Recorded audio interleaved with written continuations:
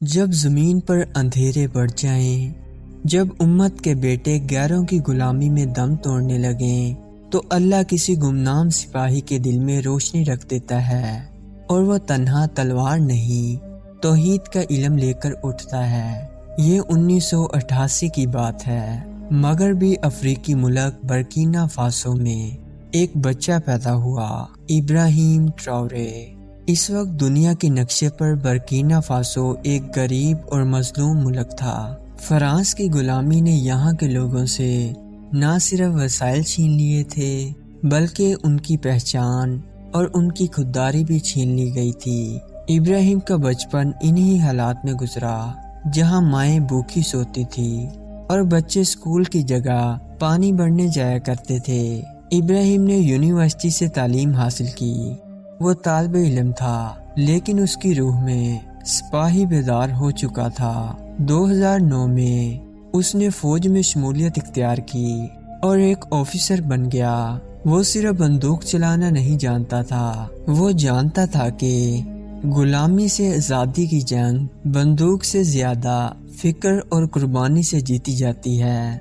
2022 میں جب پریزیڈنٹ پال ہنری ڈامیبا نے اقتدار سنبھالا، عوام نے تبدیلی کی امید باندھی، مگر جلد ہی احساس ہوا یہ بھی پرانے نظام کا محافظ ہے۔ اور تب ابراہیم ٹراورے صرف 34 سال کی عمر میں ایک کیپٹن، عوام اور فوج کا نمائندہ بن کر اٹھا۔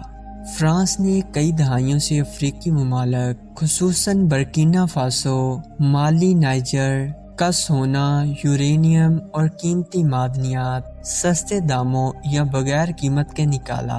یہ ممالک غربت، دہشت گردی اور افلاس کی دلدل میں پھنسے رہے، جبکہ فرانس اپنے شہر چمکاتا رہا۔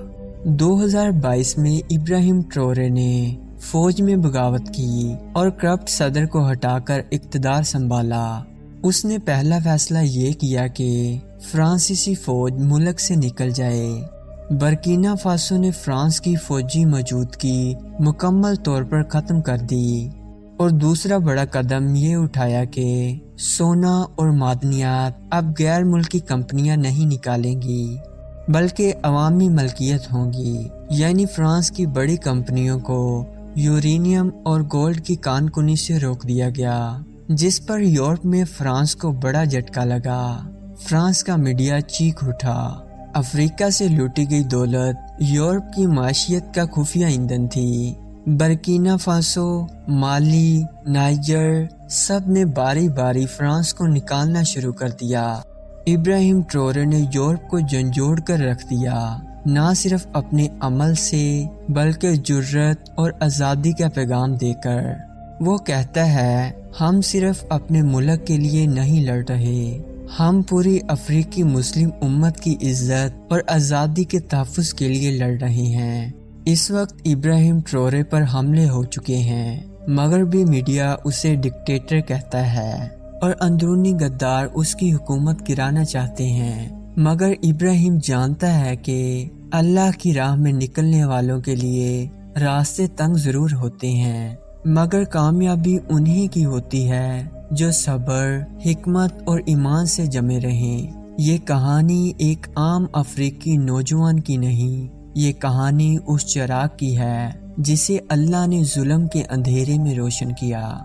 ابراہیم ٹراورے ہمیں بتاتا ہے کہ اگر نیت خالص ہو، ایمان سچا ہو، تو ایک کیپٹن بھی پوری دنیا کے نظام کو چیلنج کر سکتا ہے۔ ویورز، اگر آپ اس طرح کی مزید ویڈیوز دیکھنا چاہتے ہیں تو ہمارے چینل کو سبسکرائب کر دیں۔